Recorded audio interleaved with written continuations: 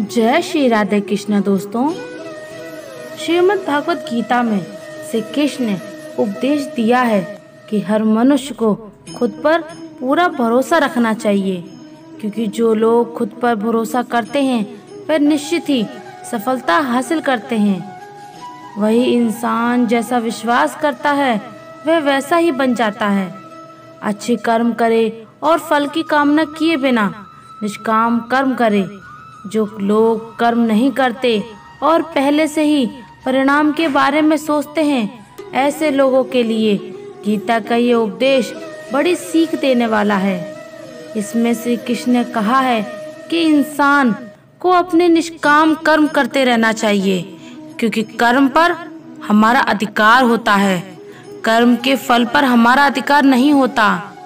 इसलिए अपनी सारी ऊर्जा कर्म करने में लगा दो, और अगर कर्म निष्काम है तो परिणाम की चिंता होगी ही नहीं। मनुष्य की इंद्रियों का संयम ही कर्म और ज्ञान का निचोड़ है। जाहिर है कि मनुष्य के सुख और दुख में मन की स्थिति एक जैसी नहीं रहती है। सुख में मनुष्य ज्यादा उत्साहित हो जाता है और दुख में वह बेकाबू हो जाता है। इसलिए सुख और दुख दोनों में ही मनुष्य के मन की समान स्थिति हो, इसे योग ही कहा जाता है। वहीं जब मनुष्य सभी सांसारिक इच्छाओं का त्याग करके बिना परिणाम की चिंता करे कोई काम करता है, तो उस समय वह मनुष्य योग में स्थित कहलाता है।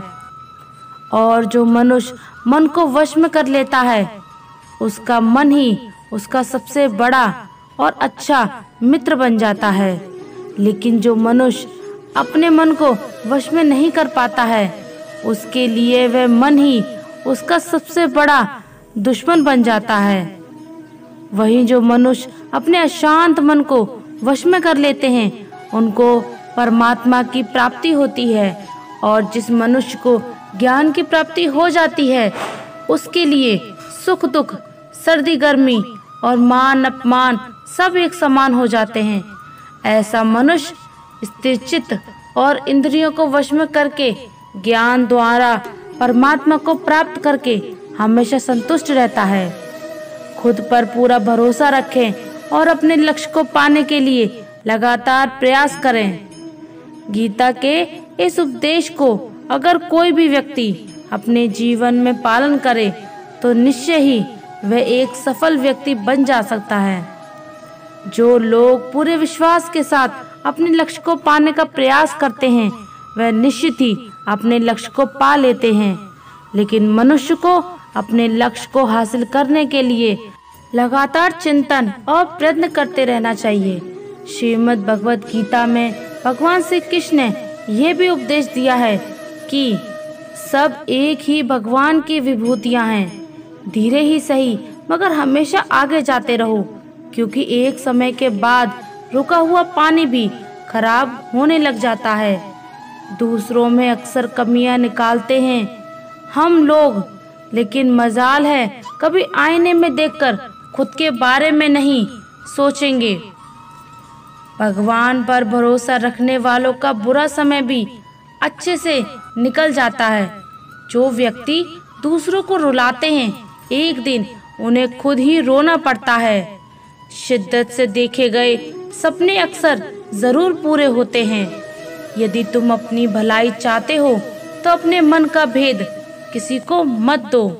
यह सबसे मोटा गुरु मंत्र है। हर छोटा बदलाव कामयाबी का हिस्सा होता है। जीवन आपको वह नहीं देता जो आप चाहते हैं, वह आपको वह देता है जो आप काम करते हैं। जिसको कुछ नहीं चाहिए उसको सब कुछ मिल जाता है। कभी नहीं गिरने से ज्यादा महान काम हर बार गिरकर भी उठने की हिम्मत करना है। कभी परिस्थितियों के हाथों की कठपुतली ना बने, क्योंकि आप हालात बदलने का दम रखते हैं। कभी किसी का अपमान मत करो, क्योंकि अपना सम्मान सबको प्रिय होता है। उन बातों की चिंता ना करें जिन पर आपका वश नहीं है। प्रसन्नता वह चंदन है जो दूसरों के मस्तिष्क पर लगाने से आपकी उंगलियां स्वयं महक उठती हैं। खुश रहा करो उनके लिए जो तुम्हें खुश नहीं देखना चाहते। दुख एक दर्पण होता है जो सब कुछ दिखता है। सुख एक दर्शक है जो बस देखता है। मेरी गलतियां मुझसे कहो, दूसरों से नहीं, क्योंकि सुधरना मुझे है, उनको नहीं। अपनी गलती को ना मानना एक और गलती होती है। 4 चीज़ों का सेवन करना चाहिए: सत्संग, संतोष, दान और दया। लोग कहते हैं कि अपने पास हमेशा पैसा रखो, क्योंकि जब बुरा समय आएगा तो पैसा काम आएगा। लेकिन मैं कहती हूँ, भगवान पर विश्वास रखो, बुरा समय ही नहीं आएगा, और अगर आएगा तो भगवान नैया पार लगा ही देंगे। इस दुनिया में बहुत से ऐसे लोग हैं जो अपने काम करने के तरीके को अलग से करते हैं। कुछ लोग तो मेहनत के कम वैल्यू देते हैं और कुछ लोग तो भाग्य को ही सब कुछ समझते हैं। महान दार्शनिक अरस्तु ने कहा है, परिवर्तन प्रकृति का नियम है। हम प्रकृति के इस नियम को जब भी मानने से इनकार करने लगते हैं तब हम दुखी होते हैं, अवसाद से घिरे जाते हैं। हमें स्वीकारना होगा कि जब अच्छे दिन स्थायी नहीं रहते तो बुरे दिन भी नहीं रहेंगे। जो व्यक्ति सत्य को जान लेता है वह कभी निराश हताश नहीं होता।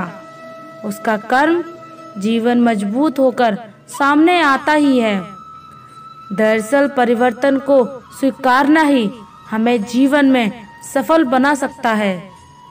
हम समय की ऐसी रेलगाड़ी के साथ साथ चल रहे हैं जिसमें रुकने का मतलब पिछड़ जाना होता है।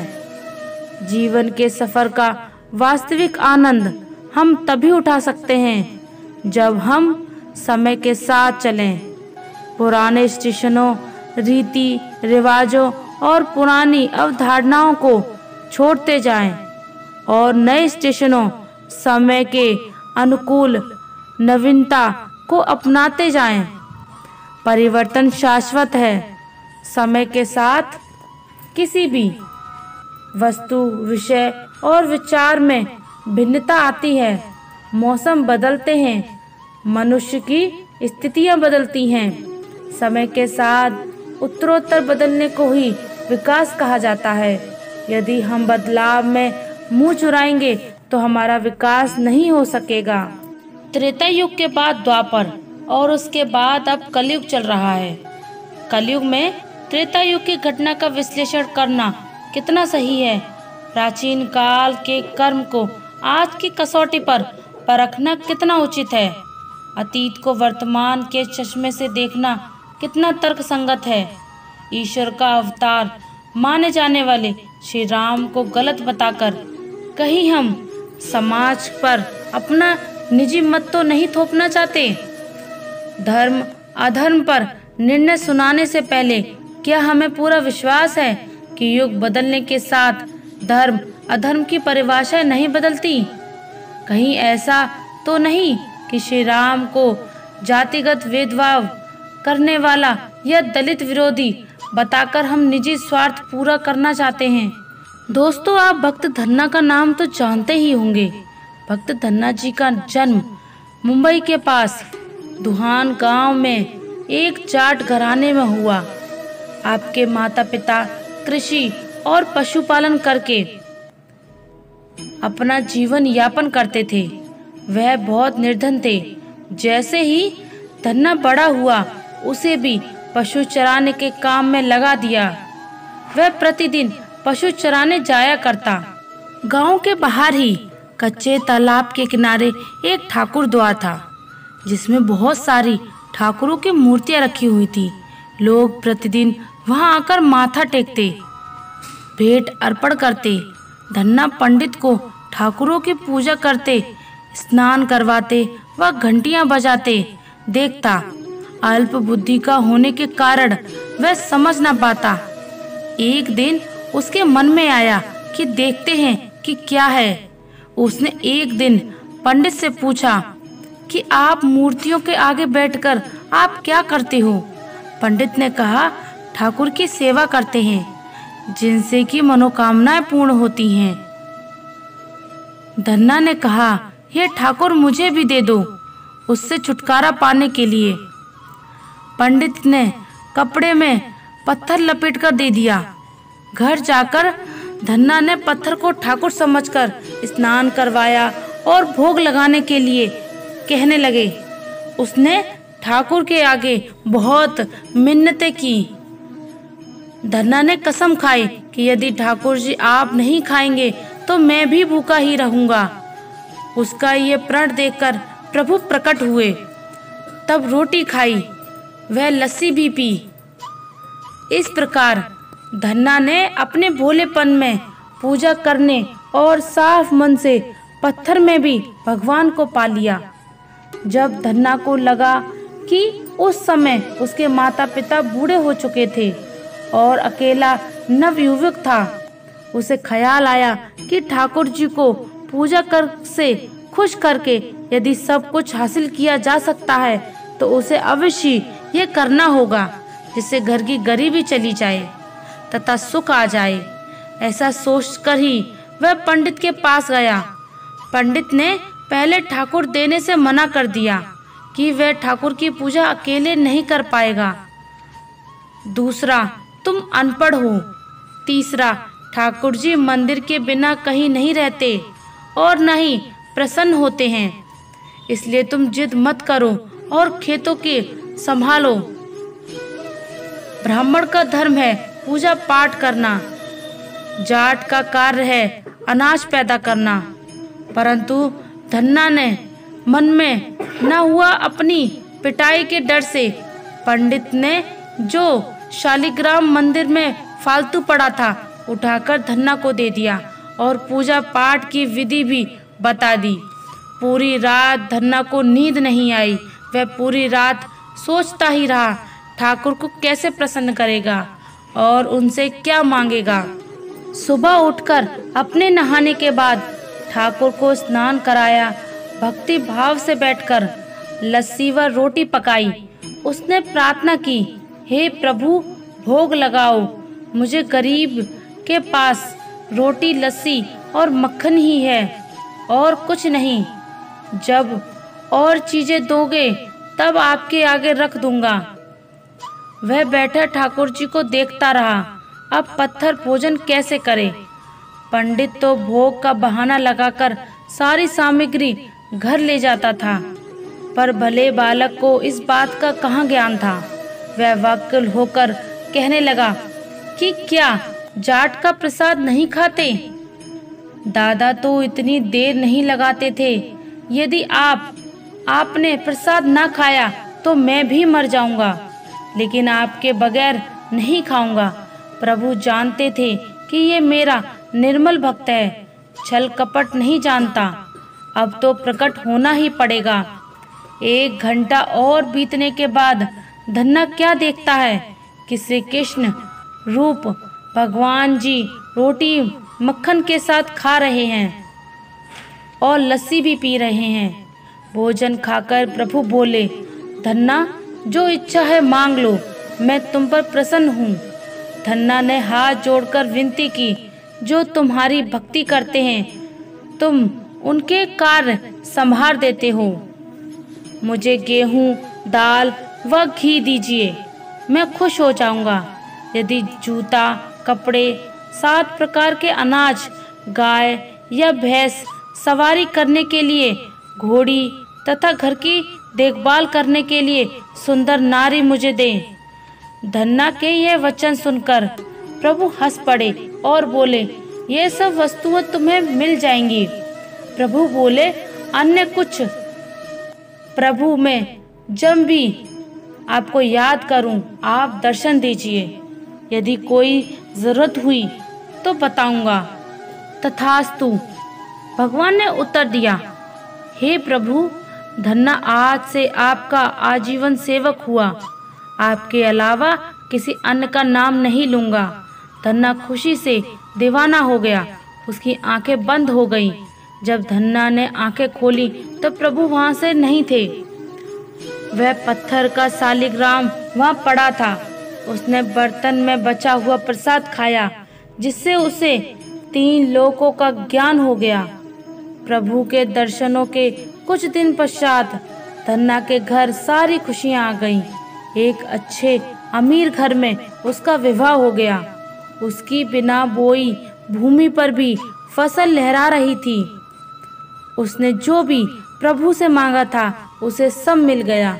किसी ने धन्ना को चाहे कुछ भी कहा, प्रभु तुम पर प्रसन्न है, तुम्हें फिर भी गुरु धारण करना चाहिए।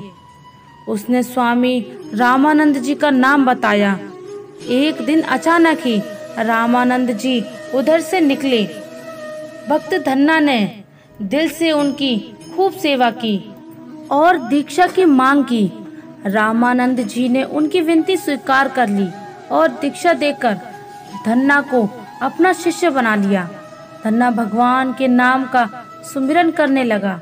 तो दोस्तों, ऐसा होता है भक्त और भगवान का विश्वास। अक्सर सभी के मन में यह प्रश्न रहता है कि हम दिन रात भगवान से प्रार्थना करते हैं, लेकिन भगवान हमारी प्रार्थना सुनते ही नहीं हैं। पर यह सत्य नहीं है। यह तय है कि भगवान हमारी हर प्रार्थना सुनते हैं, लेकिन उसमें प्रेम हो, करुणा हो और सबसे बढ़कर पूर्ण समर्पण हो, अर्थात भक्ति का भाव हो, चाहे वे निष्काम ही या सकाम। दोस्तों, भगवान कृष्ण गीता में कहते हैं, जो कुछ भी होता है अच्छे के लिए होता है। तो इसका मतलब है कि कर्म का कानून एक अच्छा कानून है। प्रभु ने यह व्यवस्था बनाई है और यह एक अच्छी व्यवस्था है, जो कहती है जैसा बोओगे वैसा काटोगे। जब किसी भी कार्य को करने में अगर लालच होगा, बेईमानी होगी, जलन होगी, तो वह काम ना तो सही होगा और ना ही उसके परिणाम फलदायी होंगे। इसके अतिरिक्त जिस कार्य को हम पूरे मन से प्रेम पूर्वक करेंगे, तो वह ना सिर्फ हमारे लिए बल्कि समाज के लिए भी हित प्रदान होगा। अगर हमारी जिंदगी में खुशियां और सुख आते हैं, तो हमें सोचना चाहिए कि ये हमारे अच्छे कर्मों के फल हैं। और जब हमारी जिंदगी में दुख और परेशानियां आती हैं, तो ये हमें सोचकर उसको पार करना चाहिए कि हमारे बुरे कर्मों का फल है। मनुष्य को ऐसी कमाई इकट्ठी करनी चाहिए जो इस संसार में भी काम आए और मृत्यु के बाद भी उसे हम साथ में ले जाएं और हमारे ही काम और हमारे अगले जन्म में भी हमारे ही काम आ सके। और सभी जानते हैं कि हम खाली हाथ नंगे इस संसार में आए हैं और खाली हाथ ही जाना होगा। मृत्यु के समय ये धन दौलत, जमीन, मकान, व्यापार, नौकरी, नाम, शोहरत, रिश्तेदार, भाई बहन, माँ बाप, सभी बच्चे किसी को भी साथ नहीं ले जा सकते, चाहे राजा सम्राट हो या कोई भिखारी हो। इसलिए इतना मोह, इतना ज्यादा लगाव इससे क्यों रखें। साथ में हमारे साथ जाएंगे सिर्फ हमारे अपने किए हुए अच्छे या बुरे कर्म, कीर्ति या अपकीर्ति, दान, धर्म, परोपकार, दुखियों की सेवा, पुण्य, जो भी हम इस जन्म में करेंगे वह अवश्य साथ जाएगा और हमारे ही काम आएगा। हमें प्रत्येक दिन जब भी हमारा मन शांत हो, आंखें बंद करके 2-4 मिनट ये सोचना अवश्य चाहिए कि हम कितने ज्यादा अपने आप को क्यों बांधे हुए हैं। ऐसा कोई नहीं है जिसका सदियों से अस्तित्व है और न ही ऐसा कोई है जिसका सदियों बाद अस्तित्व रहेगा। यहाँ कुछ भी स्थायी नहीं होता। मैं सभी के घरों में निवास करता हूँ। मेरी ऊर्जा सभी जगह समान रूप से विपरीत है। जो मुझे पहचान लेता है उसको मैं भक्ति रस प्रदान करता रहता हूँ। दुनिया का सबसे बड़ा पापी भी अगर स्मरण करने के साथ मेरी सच्ची उपासना करे तो मैं उसको भी शुद्ध कर देता हूँ। कुछ लोग अपने विवेक से मुझे अपना बनाते हैं कुछ लोग ज्ञान से, कुछ लोग कर्म से, कुछ योग से। तुम मुझे किस रूप में प्राप्त करना चाहते हो यह पूरी तरह तुम्हारे ऊपर है। तो दोस्तों, उम्मीद है आज का वीडियो आपको जरूर पसंद आया होगा। अगर वीडियो अच्छा लगा हो तो कमेंट में मन से जय श्री राधे कृष्णा जरूर लिख दीजिए और ऐसे ही वीडियो और पाने के लिए हमारे चैनल को सब्सक्राइब करें। वीडियो को लाइक करें, ज़्यादा से ज़्यादा शेयर करें। धन्यवाद। जय श्री राधे कृष्णा।